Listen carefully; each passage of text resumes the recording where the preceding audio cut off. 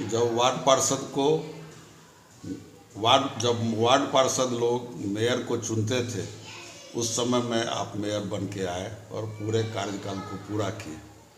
अब जनता सीधे मेयर का चुनाव करेगी, तो आप इस बार क्या इरादा रखते हैं, इस चुनाव में क्या करना चाह रहे हैं? सबसे पहले तो सर आपका धन्यवाद, जो आप मेरे जैसे नाचीज से भी बात करने का एक प्रयास किए, और आपको मैं नव वर्ष की बधाई भी देता हूं। जो आप जिस तरह एक अभिभावक के रूप में इस बेगूसराय में बहुत सारे दिनों से इस गतिविधि और ख़ास करके वैसे दबे कुचले लोगों की आवाज़ बन के सरकार तक, जिला प्रशासन तक अपनी बातों को, चाहे दैनिक अखबार के माध्यम से, अपने चैनल के माध्यम से, पोर्टल के माध्यम से पहुंचाते हैं, तो मैं आपका आभार व्यक्त करता हूं। सरकार बिहार नगर पालिका अधिनियम जो भी कहती है उसी के अंदर हर कार्य को लोगों को करना होता है, या बाबा साहेब अम्बेडकर के द्वारा जो कानून बनाया गया है उस कानून के तहत ही हम लोग कोई भी काम करते हैं। तो बिहार में बिहार नगर पालिका अधिनियम यही कहता था, जो एक चुनाव होगा, चुनाव में जो जनप्रतिनिधि आएंगे और उससे बीच से एक अध्यक्ष का चुनाव होता था। तो 2009 में जब बिहार विधानमंडल के बाहर पहली बार आदरणीय नेता नीतीश कुमार के नेतृत्व में कैबिनेट की बैठक हुई, और उस बैठक का सौभाग्य बेगूसराय को ही मिला, और बेगूसराय में बरबीघी के धरती पर कैबिनेट का बैठक हुआ, और उस समय के नगर विकास मंत्री भोला बाबू के प्रयास से या उनके द्वारा जो मुख्यमंत्री के सामने प्रस्ताव लाया गया, कैबिनेट में प्रस्ताव लाया गया, उस प्रस्ताव में नगर परिषद, उस समय बेगूसराय था, उसको नगर निगम का दर्जा मिला, बाकी बीहट को नगर परिषद का दर्जा मिला, फिर बलिया, बखरी और तेघड़ा को नगर पंचायत का दर्जा मिला। और तब से लोगों के मन में एक जिज्ञासा जगा, लोगों की अपेक्षाएं बढ़ गई। जो अब मेरा बेगूसराय कॉरपोरेशन हो गया, अब जो हम लोग दिल्ली में सुनते थे, देखते थे, मुंबई में, माने ऐसे जो महानगरों में, वैसा बेगूसराय महानगर जैसा दिखेगा, बनेगा। फिर 2011 में चुनाव हुआ, तो चुनाव में मैं भी इसी ये रतनपुर जो शहीद छट्टू की धरती है, समाज सेवियों और दानवीरों की धरती है, मैं इसी रतनपुर से वार्ड नंबर 21 से एक पार्षद के रूप में लोगों के बीच गया, लोगों का प्यार मिला, आशीर्वाद मिला, और मैं उनके आशीर्वाद से एक निगम पार्षद बना। फिर चुनाव हुआ, चुनाव में मैंने प्रयास किया। तो आप सब जानते हैं, जो अध्यक्ष का पद, चाहे वो जब से नगर पालिका बनी उस समय से अगर आप देखेंगे तो शहर के जो रसूखदार लोग होते थे वो इस पद को लेते थे, क्योंकि ये पद जो था ना, स्टेटस ऑफ सिंबल था। लोग इस पद को ले लिए, अपना शहर के जो भी वैसे लोग हैं उनके साथ बैठना, दीप जलाना, कोई कार्यक्रम का उद्घाटन करना, इस तरह की कार्य चलता था। जनता से वो डायरेक्ट जुड़ नहीं पाते थे, मेन टू मेन। 2011 में 8 मार्च 2011 को चुनाव हुआ, और प्रथम मेयर के रूप में आलोक अग्रवाल जी पदभार ग्रहण किए। फिर जो लोगों की अपेक्षाएं उनसे थी, उस अपेक्षा पर वो शायद खरा नहीं उतरे, जिसके कारण लोगों ने इस नगर निगम को नरक निगम कहना शुरू कर दिया, और बेतरकीब तरीक़ों से लोगों में जो जिज्ञासा था वो सब कुचलने लगा। लोगों में लगने लगा जो ये तो इससे बढ़िया था जो हम नगर परिषद में थे, और उस समय ही सब कुछ अच्छा चल रहा था। कुछ जो 10 पंचायत को जोड़ा गया, वहाँ के लोगों में भी काफ़ी आक्रोश होने लगा। उन लोगों ने एक तरह का विद्रोह बहुत जगह होने लगा। वार्ड नंबर 5 में विद्रोह शुरू हुआ, जो हमको नगर निगम से आप लोग निकाल दीजिए, हमको कोई सुविधा नहीं मिल रही है, इस तरह की बातें हो रही थी। फिर 2 साल के बाद जो माननीय पार्षद हैं उनका प्यार और आशीर्वाद मिला, और मैं जब पदभार ग्रहण किया 2 मई 2013 को, तो मैंने लोगों को विश्वास दिलाया, जो आपने 2 साल देखे, मुझे 2 महीना कार्य करने का समय दीजिए, अगर आपके विश्वास पर मैं खरा नहीं उतरूँगा तो मैं इस्तीफा दूंगा। और मैंने एक लाइन और उनसे कहा था, तमाम माननीय पार्षद से और मतदाता से भी, जो मैं तो कोई भगवान हूँ नहीं जो इस बेगूसराय नगर निगम का तकदीर बदलूंगा, लेकिन तस्वीर बदलने का प्रयास करूंगा। और उस प्रयास में लग गया। 2 महीना जब हुआ तो मैं एक प्रेस कॉन्फ्रेंस भी किया, तमाम लोगों को बुलाया, लोगों के द्वारा मेरे कार्य की सराहना भी की गई और ये अनवरत रूप से उसके बाद चलता रहा। इस बीच में जो भी सफाई व्यवस्था को दुरुस्त करना, शहर में जितने भी जहाँ भी लोगों के द्वारा शिकायत मिला तो उसमें सबसे अगर ये पूछा जाए तो महिला कॉलेज, श्री कृष्ण महिला कॉलेज, जो बेगूसराय की पहचान और पूरे जिला की बेटियां हमारी वहाँ पढ़ने के लिए भी आती है। उस समय वहाँ की स्थिति थी जो बगैर दुपट्टा से नाक मुंह ढके कोई बेटी या बच्ची अंदर नहीं जा पाती थी। मुझे बुलाया गया एक कार्यक्रम में और मुझे वो दृश्य दिखाया गया।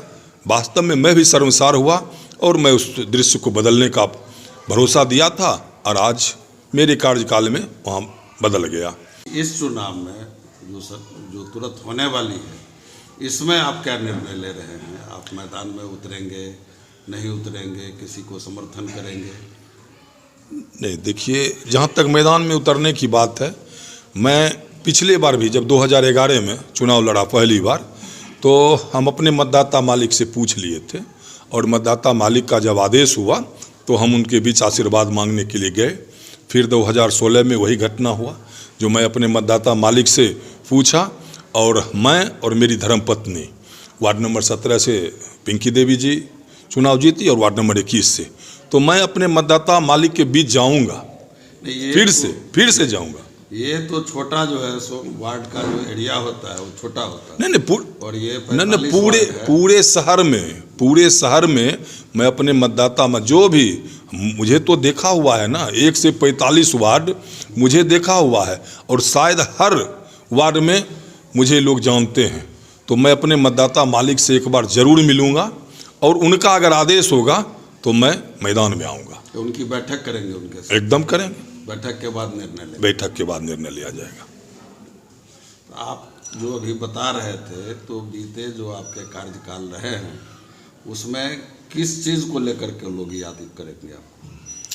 सबसे पहले तो ये मैं नहीं कहता हूँ, लोग या आप भी मीडिया हैं, लोकतंत्र के चौथे स्तंभ आपको कहा जाता है, आप आईना हैं, लोगों का चेहरा दिखाते हैं, चाहे मेरा किया हुआ कार्य हो या जो भी वास्तविकता हो आप दिखाने का काम करते हैं। तो एक छोटा सा प्रयास रहा जो मेरे कार्यकाल में सफाई व्यवस्था दुरुस्त, जहाँ से भी जो लोग बुलाए मैं वहाँ पहुँचने का प्रयास किया। दूसरा, जो भी जर्जर सड़कें थी, जो टूटी हुई गलियाँ नालियाँ थी, उसको मैंने ठीक करवाया। दिनकर भवन की मैंने बात कर रहा था, दिनकर भवन का रेनोवेट, उसके लिए मैंने 1,60,00,000 रुपया लाया। उसका शिलान्यास मैं और दिवंगत सांसद भोला बाबू के कर कमलों से करवाया गया। उसके बाद आप जो बस पड़ाव है वहाँ 4,30,00,000 रुपया मैंने वहाँ उसका शिलान्यास किया और फिर वो टर्मिनल बना। बहुत सारी ऐसी सड़कें थी जो वहाँ देखने के बाद साक्षात नरक लगता था। जैसे विष्णु सिनेमा हॉल के बगल से आप जब कभी सेंट पॉल वाली गली से जाते थे, उस सड़क को आप देखिए, उस दिन को याद कीजिए जो हमारे प्रथम मेयर थे, उनके घर के आगे क्या स्थिति रहती थी। बगैर नाक ढके लोग नहीं जाते थे, रास्ते पे जो मलमूत्र लोग वहाँ त्यागते थे, मैंने उसको बंद करवाया। आप तमाम तालाब देख लीजिए, मैंने अपने कार्यकाल में तालाब का जीर्णोद्धार करवाया। और आप बगल में विष्णुपुर चतुर्भुज तालाब चल जाइए, हमें लगता है जिला का सबसे अच्छा, और हर एक बार मीडिया के माध्यम से ही आता है तो जिला का सबसे बढ़िया तालाब है। तो पहली बार जब आप मेयर बने थे तो आपने ये कहा था कि हम तकदीर नहीं तस्वीर बदलेंगे जी। तो इस बार जो आपको अगर जो बैठक में आपके जो समर्थक हैं, आपके जो चाहने वाले लोग हैं, वो लोग कहते हैं कि मेयर चुनाव में आप लड़िए, तो आपका क्या यही तस्वीर वाला ही जो है बदलने का स्लोगन रहेगा कि और कुछ रहेगा? एक बेहतर नगर निगम बनाने का मेरा प्रयास, आज भले कुछ हम मीडिया के माध्यम से ही लोग देख रहे हैं, जो कुछ लोग कहते हैं जो आए उनके पास कोई विजन नहीं था। मैं आपके माध्यम से बताना चाहता हूं, जो विजन मेरा ये था, नगर निगम को सबसे पहले तो साफ सुंदर बनाना और बेहतर सबसे पहले जल निकासी की व्यवस्था। जो मेरे कार्यकाल में मैं आपके चैनल के माध्यम से दावा करता हूं, जो तमाम लोग जो भी आज आ रहे हैं चुनाव में वो आए, हम भी बैठेंगे। मैं अपना विजन दिखाता हूँ ऑन पेपर। जो मैंने प्रयास किया वो प्रयास कुछ मेरे कार्यकाल में हुआ, और वो प्रयास क्योंकि मुझे अल्प समय मिला, वो प्रयास कुछ रह भी गया। तो मेरे समय में जल आपूर्ति का डीपीआर तैयार हुआ, मेरे समय में जल निकासी का डीपीआर तैयार हुआ, मेरे कार्यकाल में पार्क बनाने का नौलखा मंदिर में 5 करोड़ और बाघा जो ठाकुरवाड़ी है वहाँ के लिए 2 करोड़ 22 लाख का डीपीआर तैयार किया। उसका अलॉटमेंट भी आया, लेकिन बाद के दिनों के लोग नहीं बनाए। जहाँ तक गांधी स्टेडियम की सर सवाल है, गांधी स्टेडियम के लिए उस समय जो खिलाड़ी आमरण अनशन पर थे, और मैंने जब उनका अनशन तोड़वाने के लिए गया, लोगों से ये पता चला जो कोई नहीं जा रहा है। हम वहाँ पहुँचे, वो लोग काफ़ी आक्रोशित थे, अपना आक्रोश हम पे जाहिर किए। उन्होंने कहा आज तक जो आया है हमको ठगने का प्रयास किया है, इस बार हम आमरण अनशन पर तब तक नहीं उठेंगे जब तक वहाँ काम नहीं शुरू होगा। मैंने उनसे पूछा आप क्या चाहते हैं? उन्होंने कहा जो जीर्णोद्धार होना चाहिए, के लिए जीर्णोद्धार 2 दिन में नहीं हो सकता है या 2 में, उसमें समय लगेगा। तो उन्होंने दूसरा रखा जो आप समतलीकरण करवा दीजिए। मैंने उसका गांधी स्टेडियम का समतलीकरण करवा दिया और जीर्णोद्धार के लिए भी प्रयास किया। 1 करोड़ 82 लाख रुपये का एस्टीमेट बना। तो जब 1 करोड़ से ऊपर का एस्टीमेट हो जाएगा तो जिला पदाधिकारी उसकी स्वीकृति नहीं देंगे, उसका स्वीकृति आयुक्त देंगे, प्रमंडलीय पदाधिकारी। और 25/1/16 को प्रमंडलीय पदाधिकारी उसकी स्वीकृति दिए। 30/1/16 को जिला संचालन समिति की बैठक हुई और उसमें उसको स्वीकृत जो हुआ 1 करोड़ 82 लाख रुपया, उसका 50% लगभग 92 लाख रुपया आवंटन मिल गया 30/1/16 को। और 30/1/16 को सर मेरा कार्यकाल खत्म हो गया, मैं मजबूर हो गया। लेकिन जो बाद में लोग आए वो पैसा का कहीं ना उपयोग किए, अंत में पैसा सरकार को लौट गया। तो क्या हम दोषी हैं?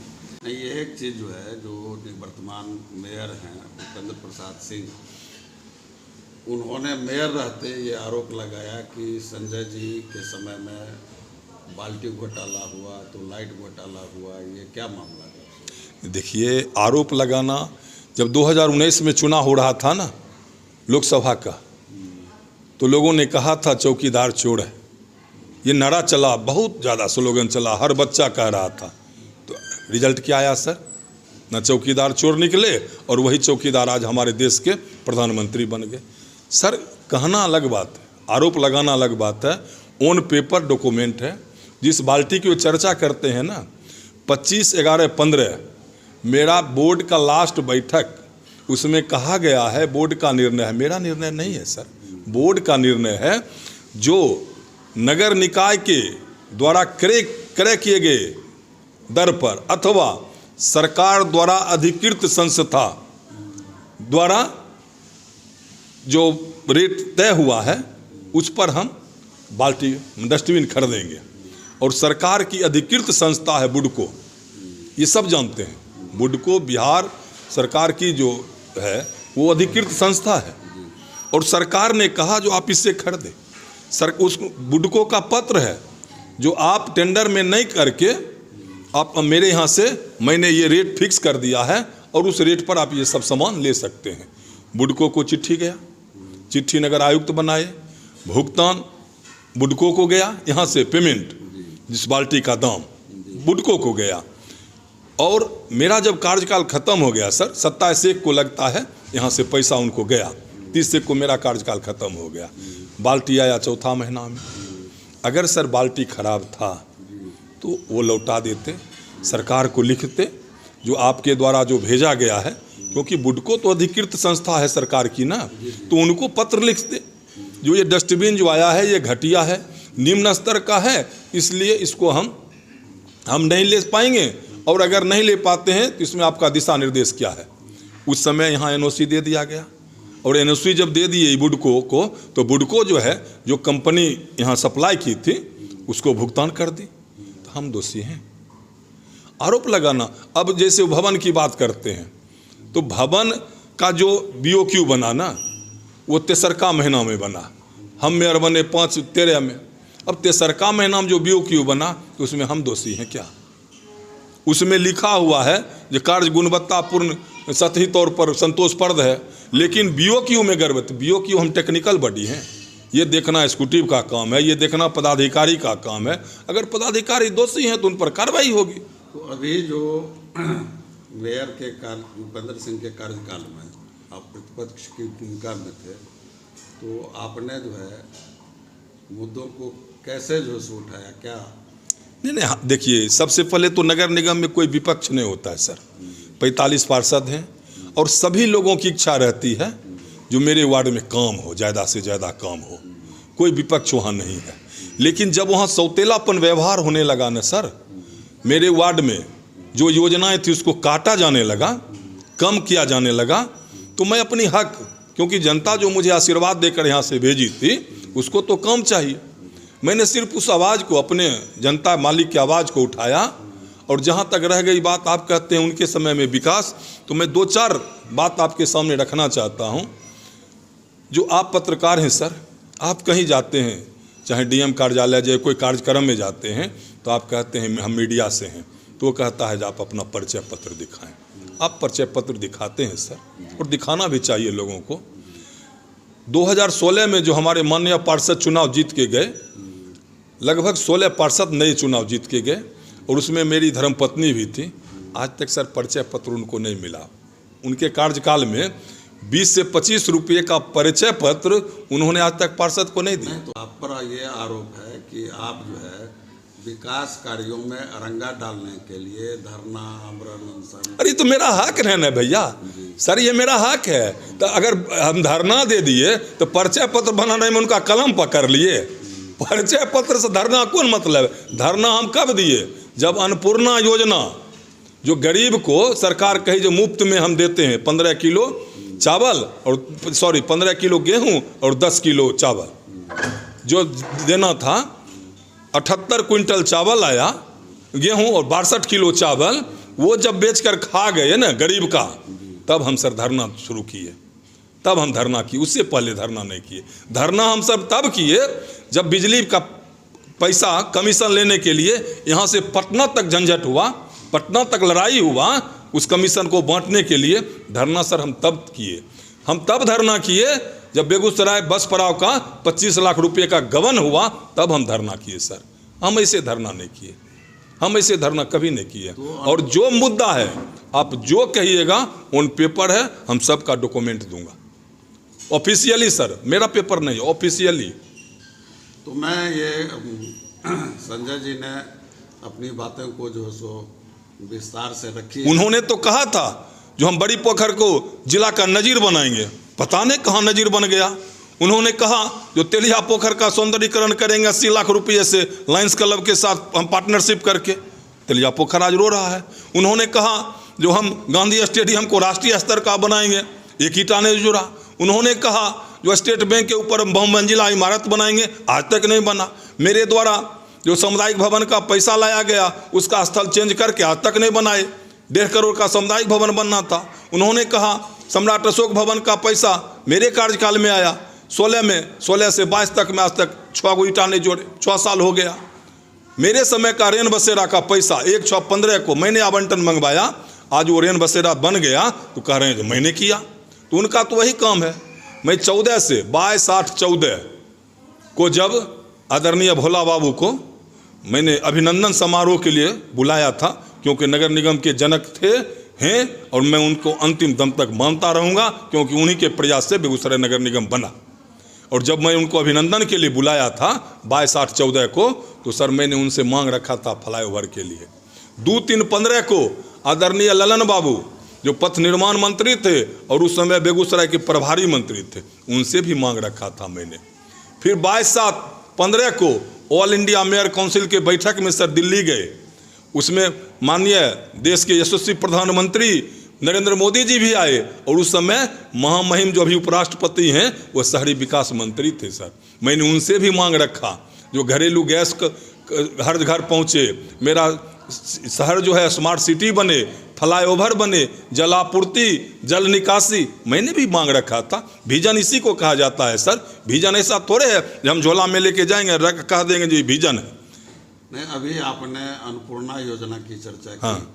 आपके चुनाव लड़ने का मुख्य मकसद ऐसा होगा कि अन्नपूर्णा योजना में जो लाभान्वित लोग हैं, जो गरीब तबके हैं, उनको न्याय दिलाने के लिए। नहीं वैसा अगर खोजिएगा ना सर, वो कह रहे हैं 18,000 हम शौचालय बना दिए। मेरे वार्ड में 100 से ज़्यादा लाभुक हैं जिनको वर्क ऑर्डर दे दिया गया, आज तक उनका शौचालय नहीं बना, न उनको पैसा आया। वो कहते हैं आवास 4600 मैंने पास करवाया। मैं दावे के साथ कहता हूँ, मेरे साथ चलिए, गरीब आदमी झोपड़ी में रहता है, उसको लिख दिया गया पक्का का मकान है। मेरे वार्ड में सर 40 लोगों का आवंटन हुआ, 10 लोगों को मिला, 30 लोगों का कागज़ चोरी हो गया। हम जब भी नगर आयुक्त को जाते हैं कहने के लिए, कहता है कागज़े नहीं मिलता है। कागज़ हम खोजेंगे। और आवास के नाम पर 25,000, 30,000, 35,000 तक रुपया लाभुक से लिया गया है। ये मैं दावे के साथ कहता हूँ, अनेकों लाभुक लिख कर दिए। तो कहाँ है सर ईमानदारी? कहने से होगा, किताब छपा के बांटने से थोड़े ईमानदारी होता है। ईमानदारी लोगों के दिल में होता है। आप किसी को कह दीजिएगा जो चोर है, कहने से नहीं होगा सर। अगर आपको हमारा वीडियो पसंद आया हो तो इसे लाइक करें, सब्सक्राइब करें और साथ ही बेल आइकन दबाना ना भूलें।